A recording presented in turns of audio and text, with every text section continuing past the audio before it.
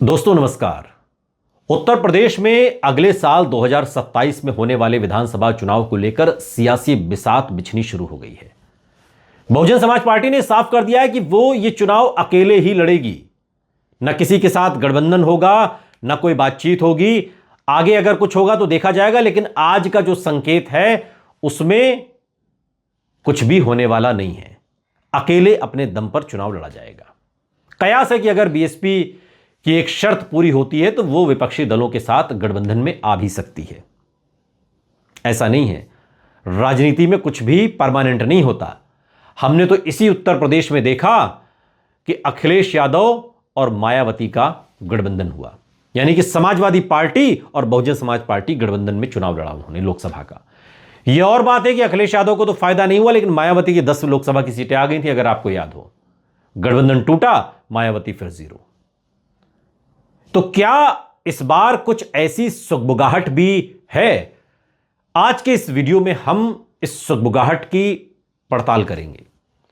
UP चुनाव से पहले मायावती पर सबकी नजरें टिकी हुई हैं। कांग्रेस पार्टी पहले ही बीएसपी को इंडिया गठबंधन में शामिल होने का खुला न्योता दे चुकी है। तो वहीं समाजवादी पार्टी के अध्यक्ष अखिलेश यादव का रुख भी नर्म बना हुआ है, जिससे संकेत मिल रहे हैं कि भारतीय जनता पार्टी के खिलाफ विरोधी दल मायावती के साथ मिलकर सामाजिक और जातीय गोलबंदी करना चाहते हैं। अब बहुत अच्छे से आप समझ लीजिए उत्तर प्रदेश की राजनीति में मायावती के कद को। मायावती की पार्टी बहुजन समाज पार्टी पिछले विधानसभा चुनाव में 12% से ज्यादा का वोट हासिल कर पाई। एक सीट आई सिर्फ, बाकी हर जगह सिर्फ हार मिली। यह बहुजन समाज पार्टी के करियर में सबसे बड़ी हार थी। लोकसभा चुनाव में भी हाल वही नील बटे सन्नाटा जैसा रहा, 0, 00। और अब रामजी लाल सुमन जब राज्यसभा से रिटायर हो रहे हैं तो राज्यसभा में भी बहुजन समाज पार्टी 0 हो गई है।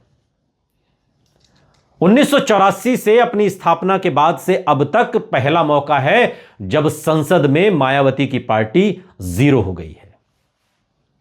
लेकिन इतने सारे जीरो को समझकर, देखकर आप मायावती को 0 समझने की भूल मत कर लीजिएगा। मायावती 0 तो हैं, लेकिन पीछे लगा हुआ 0 नहीं है, वो आगे लगा हुआ 0 है। एक ऐसा 0 है उत्तर प्रदेश में जो एक के साथ एक बार लग जाए तो 10, 2 बार लग जाए तो 100 और 3 बार लग जाए तो 1000 है।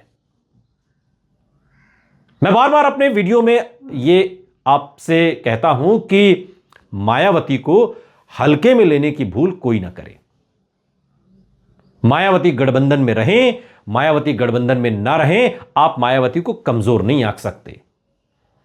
अभी भी 12% वोट न्यूनतम, गिरे से गिरे, मरे से मरे स्तर पर इसी उत्तर प्रदेश में मायावती के साथ है और आप उसे डिगा नहीं सकते। यह बात बीजेपी भी जानती है, यह बात समाजवादी पार्टी भी जानती है, यह बात असदुद्दीन ओवैसी, आजाद समाज पार्टी के मुखिया चंद्रशेखर आजाद, कांग्रेस, सभी लोग अच्छे से जानते हैं।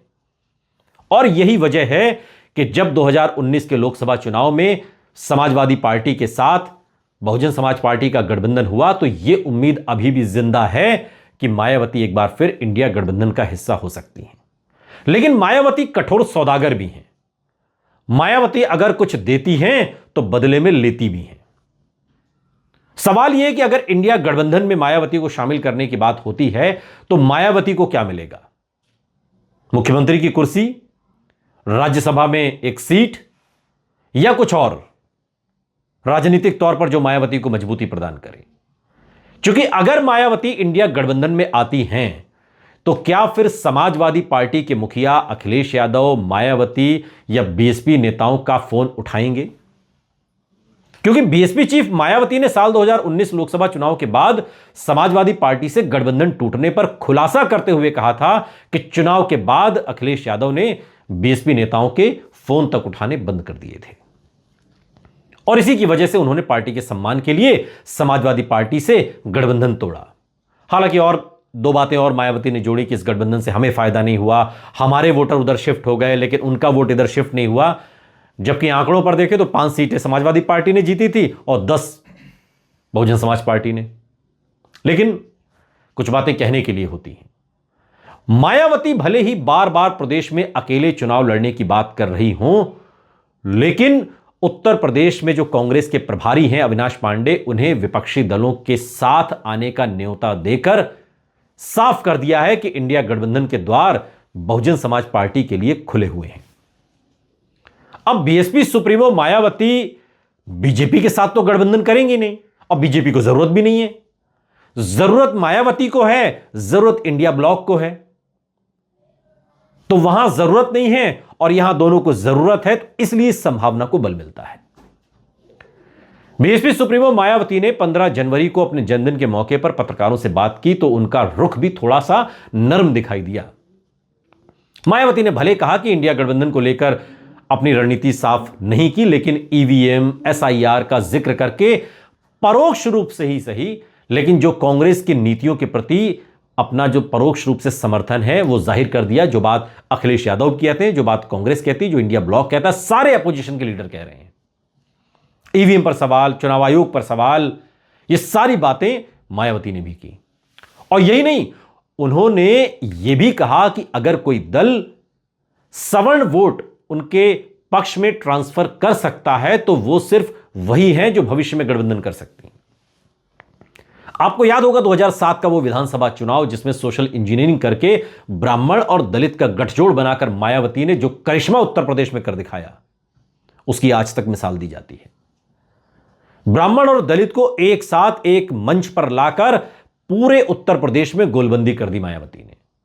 और आज इसीलिए मायावती डंके की चोट पर कहती है कि अगर जो सवर्ण, खासकर जो ब्राह्मण समाज है, जो नाराज चल रहा है बीजेपी से, अभी हाल के दिनों में ब्राह्मण विधायकों ने बीजेपी की एक गुप्त बैठक भी की थी जिसको लेकर काफी हाय हल्ला हुआ। मायावती कहती हैं कि वो इकलौती पॉलिटिशियन है उत्तर प्रदेश में जो ब्राह्मणों के वोट ट्रांसफर करा सकती हैं अपनी पार्टी में। यह इशारा था इंडिया ब्लॉक को।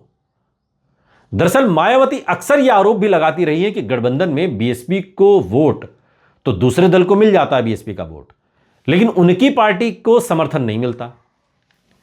बीएसपी सुप्रीमो का इशारा कांग्रेस से जोड़कर देखा जा रहा है, क्योंकि बीजेपी से नाराज सवर्ण वर्ग को कांग्रेस से दिक्कत नहीं है और मुस्लिम और दलित वोटर भी कांग्रेस में सहज हैं।